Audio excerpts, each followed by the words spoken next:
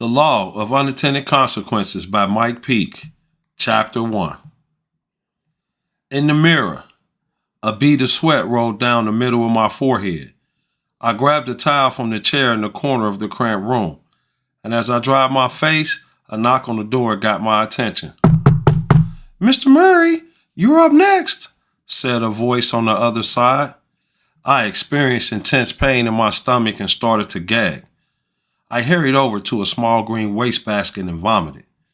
With everything out of my gut, I went back to the mirror, the towel still in hand, and wiped my mouth. Here, tonight, I, Mike Murray, a retired NBA journeyman, was backstage on the set of the hit TV show Dancing with the Stars. I heard another knock on the door, then it opened. I turned to see Ashley Wade, the show's producer. Her appearance was laudable, with thin lips, brown eyes, and silky brunette hair that cascaded over a tight black and beige dress. She said, "Hey, there you are, Mike. We were worried about you. We didn't think you'd make the show in time, but you're here, and you look handsome with your chiseled features, bronze skin, and curly hair." She winked. "Well, if you perform as good as you appear, you'll smash it." I said, "Thank you so much. It really means a lot coming from a woman who carries herself as confidently as you do." I extended my arm to shake her hand. I immediately sensed sweat pouring underneath my armpits. "Mike, are you all right?" She tilted her head. "Your armpits are super drenched." Embarrassed that she caught it, I clenched my arms to my side. "No worries. I'll be all right. It's just game time jitters, but once I get out there, it'll go away." Ashley caressed my back. Her hand lingered as she rubbed between my shoulder blades in small circles. She gazed into my eyes. "I'm sure you'll do great. Mike, be ready on my 5-second count. You guys are up next." She exited the room. I double-checked to make sure my black dress shirt was tucked into the same colored tuxedo pants. I grabbed my white tuxedo jacket and walked out the door. As I got near the stage, my agent, Joseph Weinstein, walked up. Joseph is a diminutive, chubby 50-year-old. He has the likeness of an overstuffed teddy bear. "I hope you stretched before you got here." He shook his finger. "You don't have time to do it now, and you know how your back is when you don't stretch." "Yes," I smiled. "I stretch. Thanks for asking." He stuck out his fist and I bumped it. "Sehr gut, Michael," he said, lapsing into Yiddish as he did on occasion. "I'm going to go take my seat. Success to you on the dance floor." I turned from Joseph and peeked through the curtains at the TV monitors. Section break. Tink, tink, tink. Sharina tapped her ID card onto the glass tabletop next to 5 lines of cocaine. In the kitchen, behind her, the microwave hummed. She turned towards Jared, who sat on the couch next to her. "Hey, man, give me something to blow these lines with." Jared dug into his pocket and pulled out a wad of money. He took a $100 bill off the top, rolled it into a straw, and handed it to Sharina. She put it to her nose and drug it along the table behind one of the 5 pencil-thick lines, snorting all of it.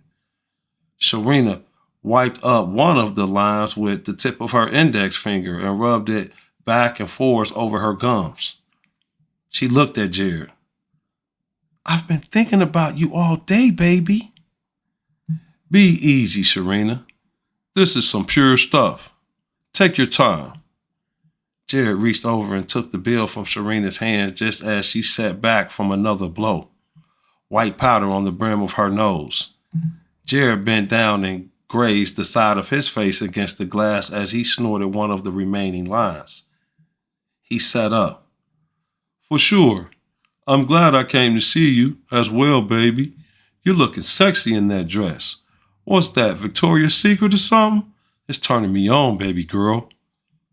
Sharina straddled herself over Jared's lap, then caressed the straw from the tips of his fingers.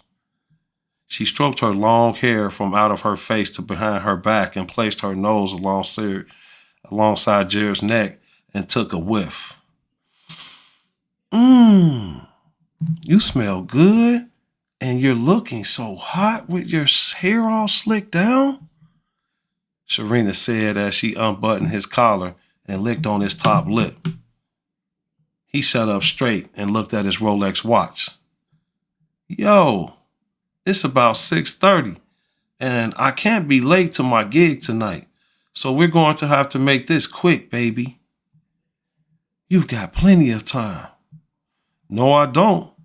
On the way to your condo, I was trailed by a Los Angeles cop, so I can't be rushing out. She glanced at the microwave.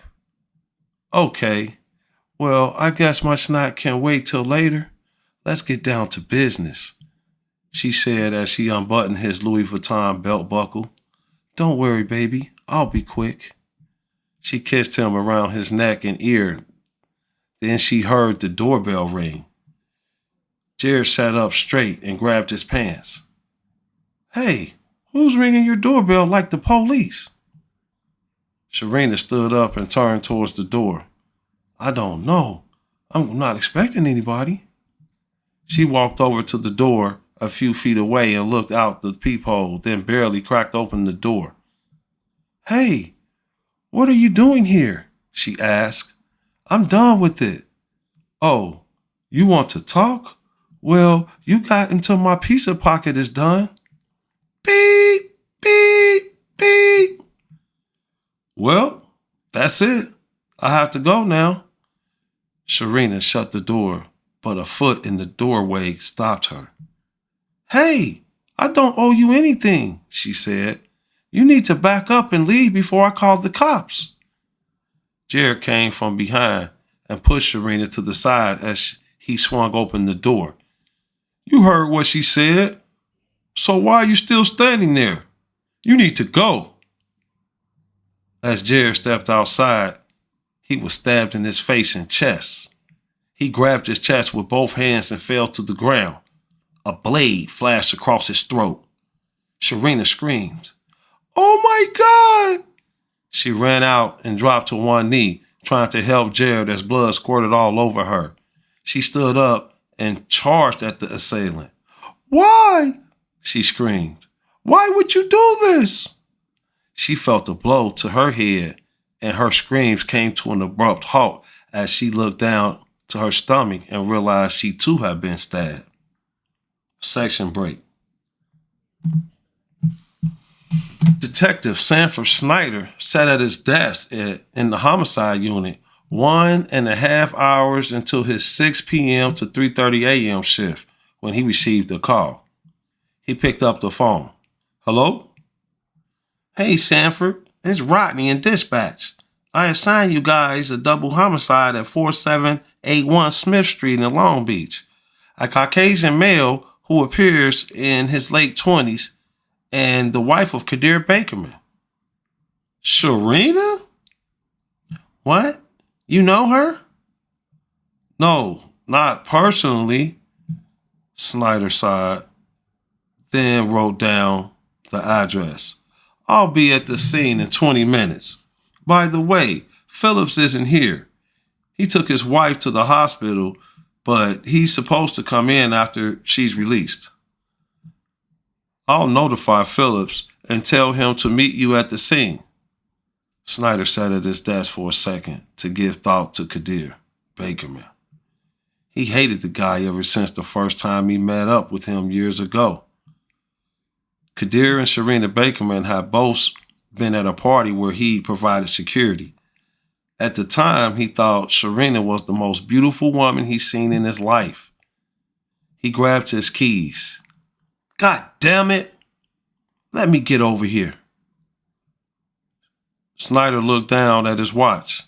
He needed to drive to the crime scene as soon as possible, but first he made a pit stop at his apartment. Shortly thereafter, he arrived at the condo and exited his car. Snyder surveyed the area. looking at the numerous media trucks and paparazzis everywhere. Wow, he thought, it's already a media circus. This is going to be a long and annoying process. Thunder clapped from above, and Snyder glanced up at the dark, cloudy sky. A raindrop fell against his face.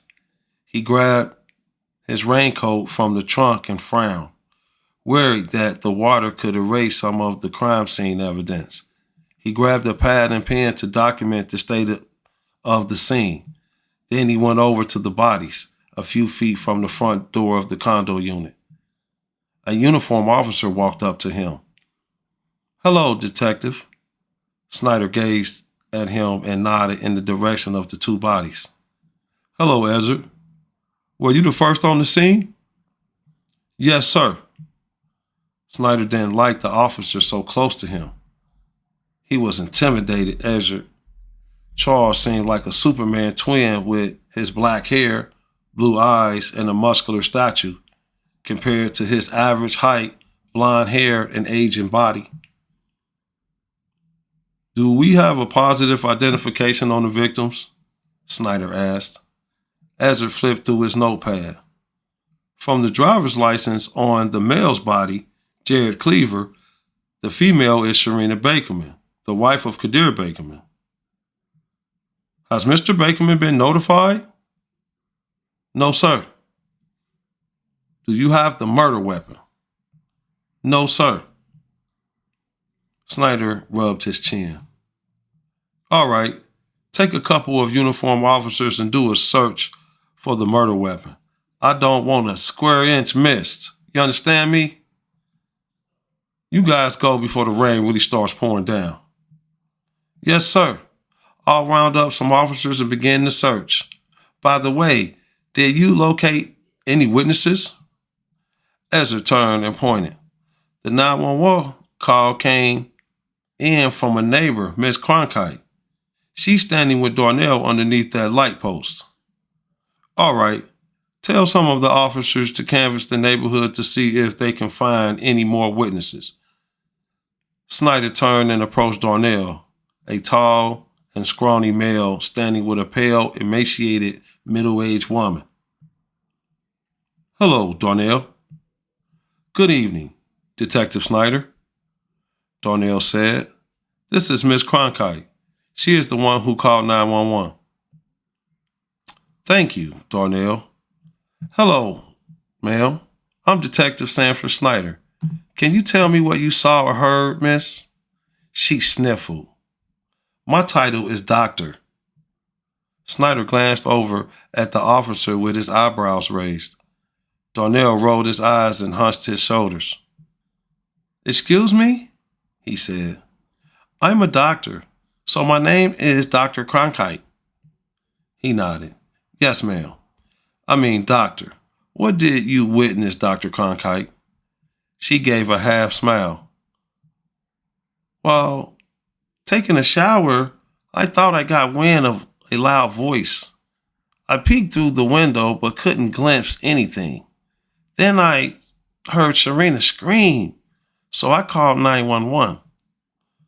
"Was it a man or woman's voice you overheard arguing with Sharina?" "I assumed male." "Can you give me a description of the voice? For example, was it husky, raucous, or deep?" "I could only make out angry mumbles. It sounded very deep. I'm sorry. As I told the other officer, I wish I could help more."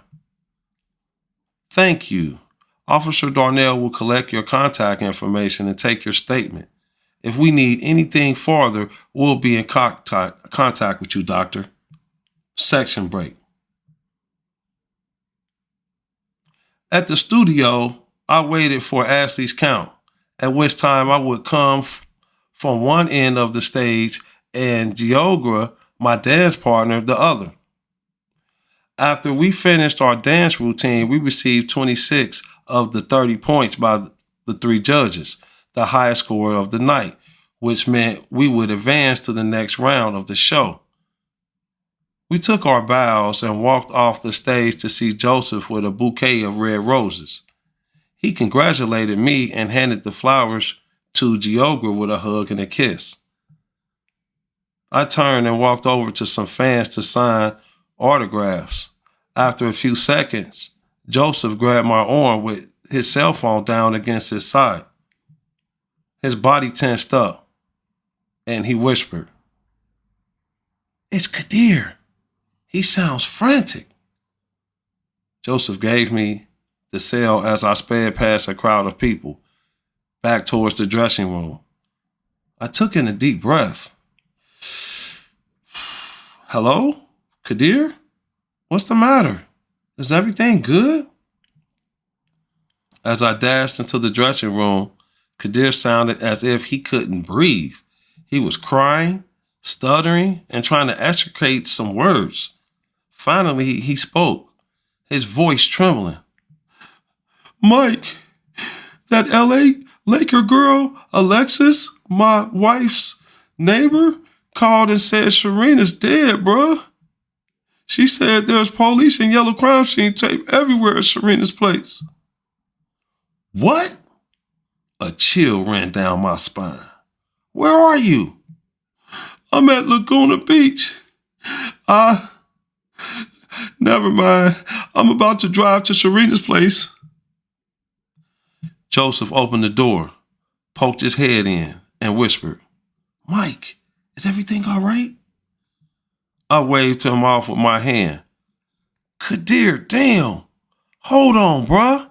After I change out of these dance clothes, I'll be on my way to her condo." "Please hurry up, bruh." After I clicked off the phone, I turned around and realized Joseph had disappeared. I removed my tuxedo, threw the clothes to the floor, and replaced the suit with a shirt and jeans. My mind raced as I rushed from the room, cameras flashing in all directions. A reporter from Entertainment Tonight waited outside the dressing room door. The plan had been for me to do an interview with him immediately after the show, but I walked with my head lowered. After I pulled clear of the studio, a light rain began to fall. I merged onto the highway. In seconds, I hit 90 miles an hour. I needed to get to Serena's house before Kadir did, because I knew he would be erratic and uncontrollable. It's tough out here.